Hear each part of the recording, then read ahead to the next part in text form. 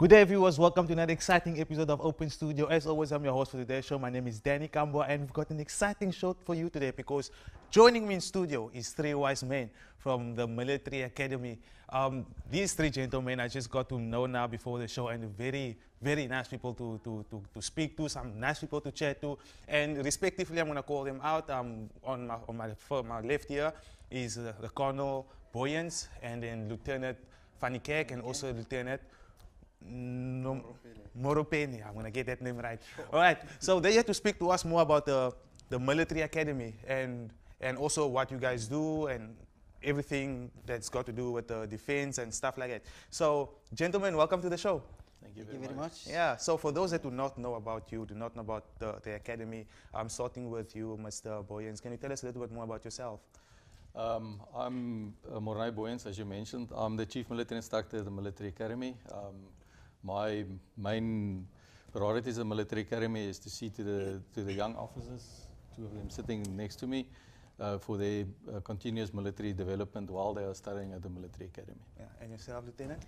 Lieutenant Patrick Van Kerk. I'm a student, second-year student in Security African Studies, BMO, that I study at the Military Academy. Yeah. And yourself, Lieutenant? I'm Lieutenant Moropeni. I'm a second-year student also at the academy. Also, okay, so gentlemen, now that we got to know you on a personal level, can you tell us now about the academy? Yeah. Just a little bit of history about the Military Academy, if I can start off there. The academy was established in 1952 in Pretoria. Then it was then part of the University of Pretoria. Approximately 2 years later, it moved to Saldanha, where it became a faculty of the military science and also part of Stellenbosch. The reason why it moved, and that's a popular question, is why did it move to Saldanha? Because it's so isolated area. Is that we can the Military Academy then could also include the Navy and the Air Force units that's in that surroundings. Yeah. So tell me briefly, what is the mission and vision for the Military Academy? The vision of Military Academy is to be a world-class academic military institution. And the mission, we're looking at an academic military institution that provides a world-class military contextualized higher education through teaching, learning, research, community interaction, and professional military development. Oh. And where is this based? Where is the school based? In Saldanha. Oh, in Saldanha. That's right, yes. And you said it was under the Stellenbosch University. Yeah, it's a faculty of the Stellenbosch University. Faculty. Stellenbosch is the main campus. Mm-hmm. So the academy is made up of 5 academic schools. Can you tell us the difference about the 5? Yeah, there's one first, the technology. Then we've got the technology management. Then we've got the Security African Studies. Yeah. We've got ORM, which is organizational research and management. And we've got OHD, it's organizational development management. Yeah. That is the 5 schools that is run at the Military Academy. Yeah, so for a young person that wants to get into the academy, what are the requirements for them? First of all, you must be a member of the South African National Defence Force. Mm-hmm. So you must start there by applying to get into the Defence Force. And as soon as you are in the Defence Force, then you apply to become a member of the military or to come and study at the Military Academy. Requirements is basically the same requirements than Stellenbosch. You must have matric and you must have exemption to become. Then you go into a selection board through the Military Academy, and if you are selected, then you can come and study your 3 years degree program at the Military Academy. Oh, I see. So just thinking out loud, for an individual that is probably not from South Africa, but has got this passion to be in the military, to be in the army. Are they restricted from that? Must you be a South African? Because we're talking about the defense force of the country. Yes, to become a member of the South African National Defence Force, you must be a South African citizen, and you must have a matric certificate from South Africa. So what is this, the selection process of prospective students? To the military or to the academy? To the academy. To the academy. Yes. As Colonel has alluded that you must be part of the military system during doing military development training, And then from the military academy, the faculty will come around to the different units, and they will go through then a selection process for members that qualified for a selection. And afterwards, the process of the paper process will then continue, and the members will then be known, make known who is effective or positively elected for the studies at the academy. And so speaking about being elected for the studies, is there a graduate program that you have? Yeah, after your 3 years, the degree is for 3 years. So after the 3 years, there is a graduation program that will go through. We have one at the military academy, and then one at the main campus in Stellenbosch, where the members then will go then through the graduation. Yeah, and as mentioned here, you have a range of qualification that prospective students can apply for, ranging from certificates to postgrad. Can you please tell us more about that? There's a 3-year degree program. Then we've got the honors program, varying from a year to 2 years. We also have a master's program that also depends on what you are, in what direction you study. That varies from a year to 2 years. The military academy this year, for the first time in its history, is going to graduate PhD members. We are graduating now in December our first 2 PhD members. That is a huge accomplishment that we have reached, and something that we were building upon. So basically, you can study in 4 directions at the military academy, four different degrees at the military academy. So for people, you said it's 3 years to study. So do you go do you go about it the first way, applying for the academy as you would apply to study at an institution? Yes, but you must be a member of the like we said, you must be a member of the Defence Force to study. But the selection process and the selection they offer is basically the same as that you would do if you applied for Stellenbosch University. Okay. So like you mentioned, we spoke about the Stellenbosch University, and you said that it is a faculty in the Stellenbosch University. Is that the only relationship you have with the University of Stellenbosch? There's also student activities. Yes. I don't know. We get inter-campus sporting activities. Even on exercise trans-enduro, we are normally joined by Tigerberg Nursing College throughout our way to help communities also with healthcare services. Healthcare services, Yeah. okay. So we're just going to take a quick break, gentlemen. For those that's watching at home that wants to be a soldier, that wants to be in the military, in any defense force, then this is for you. So do sit tight, put on your seatbelt, relax, enjoy. We'll be back after the break.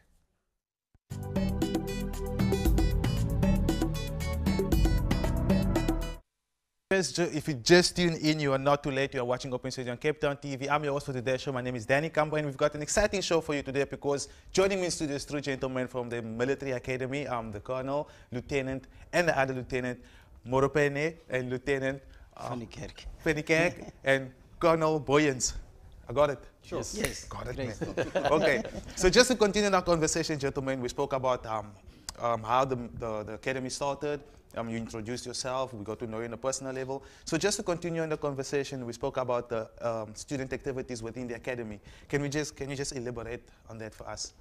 Well, there is various activities that we indulge with in the military academy. Sport is high priority for the Defence Force, and that is why it's so highly in the military academy. So we've got sport activities where we also then interact with the main campus and then with other campuses of Stellenbosch. We have a community in the military academy, DISA, and this is more about cultural development within the various diversity of the members at the military academy. We've also got Mrs. Mr. and Mrs. Trans-enduro, which we run during the year, where students then compete into being a beauty pageant in that sense. But that is basically more or less some of the activities that we partake in the military academy environment. Yeah, as I saw on your, yes sir. Just to add on, these activities also, they are aimed at fundraising, you see, because Trans-enduro is funded by the student of the academy. So we render activities as such so that we can raise funds so that at the end of the year when we embark on Trans-enduro, then we can fulfill our project through the monies that we raised throughout the year. Yeah, no, I saw on your website, it was something exciting to see the pageants and these people winning and wearing. You know, you get Yeah. this pride about it. How was that experience for you as individuals to host that and to see that? um, uh, being from a military background, you don't actually expect these things, meaning that it's from the military academy. But it's also, we are a diverse community in the military academy, and we promote these things because we're not just a community on its own, we're part of the community outside the military as well, and these things are happening outside. But the youngsters, there's a lot of youngsters, and they like to boast of what they have had, in their own right. So yes, it's very a popular event among the ladies especially, and the young men. Yeah, oh, definitely the young men. Everybody's getting into it these days. Yeah. Yeah. So yes, sir. There's also another aim to all these activities. All these activities are arranged, planned, and executed by the students themselves, and that also help them with their leadership development and their personal development. So when they are finished at the military academy, they gain all this knowledge and experience that they can plow back into the broader national defence force. Wow. So there's more into it than just the beauty pageant. Yes. Wow. Exactly. So we spoke about the defense force also. How is the military? What is the relationship with the academy and the defense force? Well, it's one organization. The military academy is the university, if I can put it like that, of the defence force. So most of the after school education, if I can put it that bluntly, takes place at the military academy. So that's where the defence force sends their people to get a degree and to be educated further than school. Wow. So before the show, we had this discussion about this misconception about the army. You know, they say, speaking about war and things like that the military is just there to fight, you know, and to kill and stuff like that. So what else does the military provide rather than war, so to speak?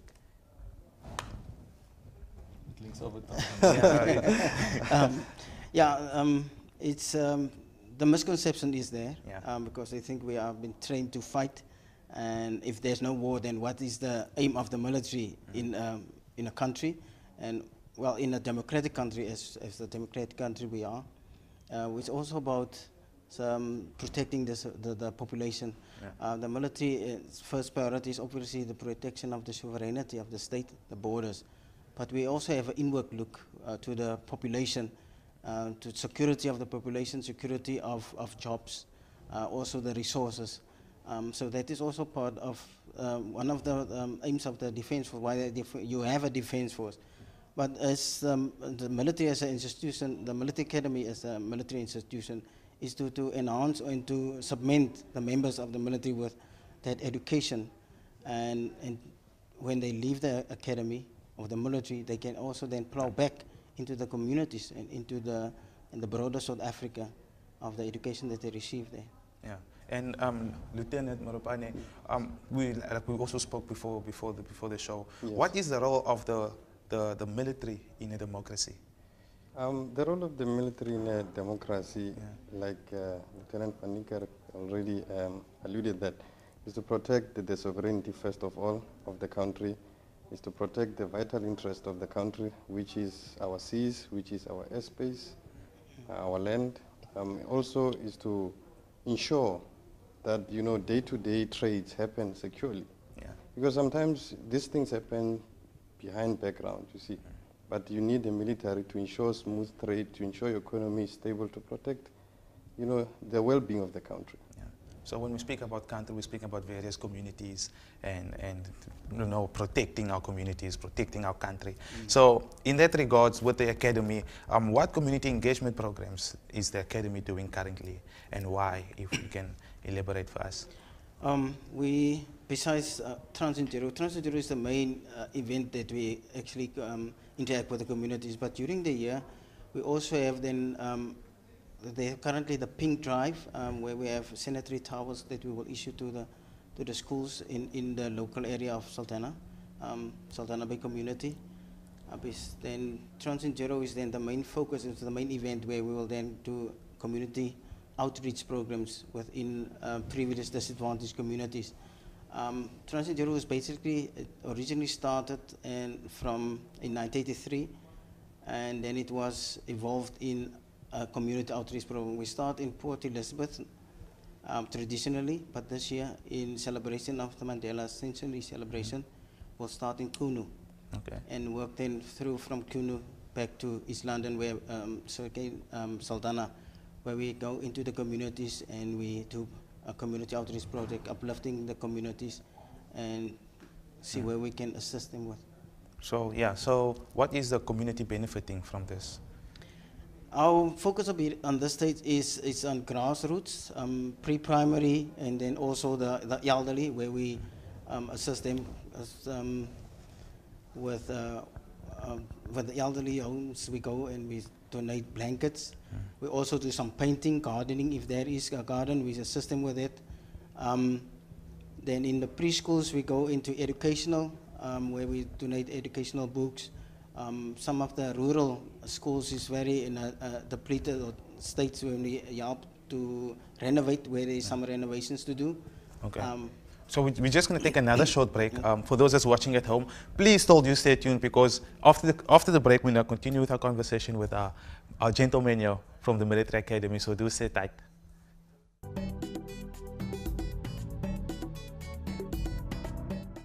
Welcome back, viewers. If you just tuned in, you are not too late. You are watching Open Studio on Cape Town TV. As always, I'm your host for today's show. My name is Danny Kambwa, and joining me in studio is three gentlemen from the Military Academy. And I'm going to get this right, at least for the last time. Okay, we've got the Colonel with me. It's Colonel Boyens, Lieutenant Van Kerk, and Lieutenant... Hi, Bo. Hi. Moropeni. Oh, it's three names too much for me to remember. Ish. So just to continue now, I will get it right before we leave. I'll get it right. So just to continue our conversation, for those that just tuned in, we spoke about the community engagement program that the Academy is doing with the community, you know, when we spoke about the Defense Force, or the Defense Force being a protective layer over the country, in which, if we break that down, comes down to communities. So just to elaborate on that for us, Lieutenant. It's worth saying that as Trans and Zero, we actually in this two worlds where we stand as the military. One is the military, the other one is the Faculty of Military Science. So in Trans and Zero, we act as the Faculty of Military Science, where we then do community outreach programs. Most of the activities that we do it's not huge projects, but if you give a person that have nothing something, then it's a huge burden, or it's a huge gain for him. And most of the people where we interact with the communities, they look into that way, and they are very grateful for what we do. And we also try to do our best in that regards to when we leave, to see that the people is in a better condition as it was before. So as I mentioned, we are mostly in educational, and then also in the elderly, where this is the weakest link, if we can tell it, in the chain of the communities, and we concentrate basically on those two groupings with Trans and Zero. Yes. So how does the community benefit from this program? It's worth saying that the beneficiaries are identified by the local municipality, because we interact with the local municipality, and they will then identify a place of need, and then we will go and then interact with us, the owner or the manager of that place, and to see where and how we can assist them, and also based on what resources we've got. We're independent. We don't get money from the state, or so to speak, but we generate our own funds through projects and through sponsorships. So then we will see what we can do on that specific venue, and we'll then inform them after a month or two what we will do, and we'll generate funds toward that, and then we help them with that. So what is the future of the military, and what is the Academy doing to help the graduates prepare for this?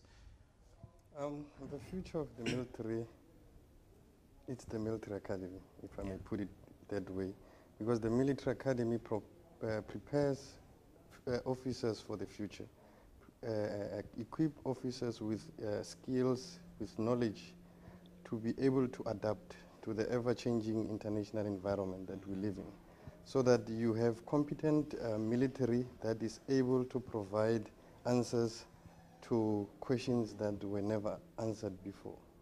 So for that, you need both skills, you need both academic knowledge, and that's where the military academy comes to fill in that academic knowledge. Wow. So throughout the show, we've been hearing about Trans-Enduro. Throughout the show, we've been hearing this. Just for those that just tuned in that do not know what this is, can you elaborate on that for us? Tell us what is Trans-Enduro. Okay. I'm the Trans-Enduro commander for this year. But it's straightforward, plain and simple. It's a community outreach program where the students in the second year, each year group in the second year, they will go out in the community and go help the community where they can. We have got various teams. We've got the media team. We've got a land team. They are basically collecting monies at shopping malls with tins. We've got the Masisa team. Masisa team is the center of gravity for Trans-Enduro because they are the team that engage in the community outreach programs. It's similar like the Marty outreach program from outreach community program from the University of Stellenbosch. It's similar to that, and they interact with the communities. And then we have the land team.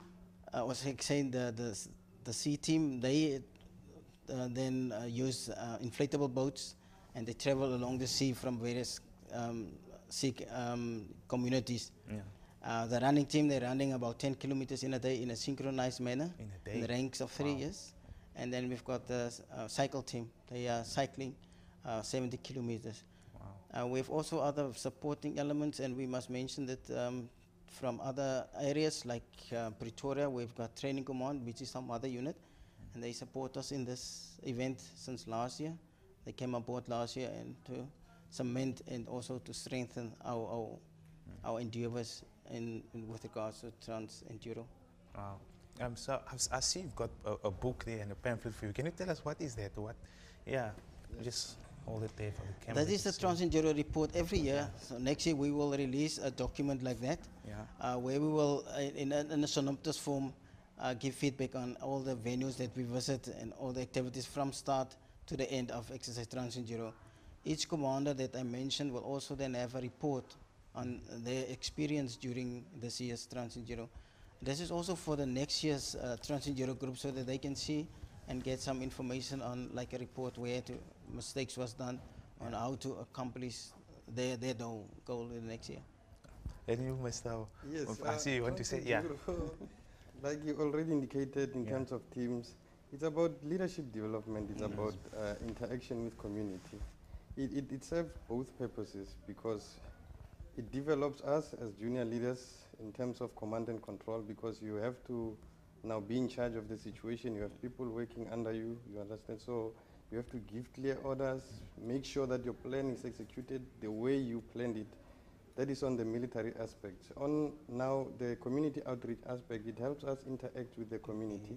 It also now gives the community a chance to interact with the military. It also now makes us understand South Africa, because we go town to town. You get to gain more knowledge in terms of the special geography of South Africa and stuff like that. So also, it's a learning experience. So for those that wants to get into the academy, how can they get a hold of you? We are part of the website of Stellenbosch University, so they can go to the Stellenbosch University website and go and look under the Faculty of Military Science, and they will get all the information. There we go.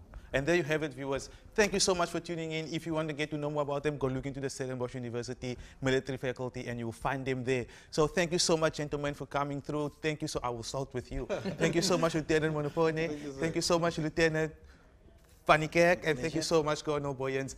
My name is Danny Kambwa. I'll see you guys till next time. I'm signing out. Bye-bye.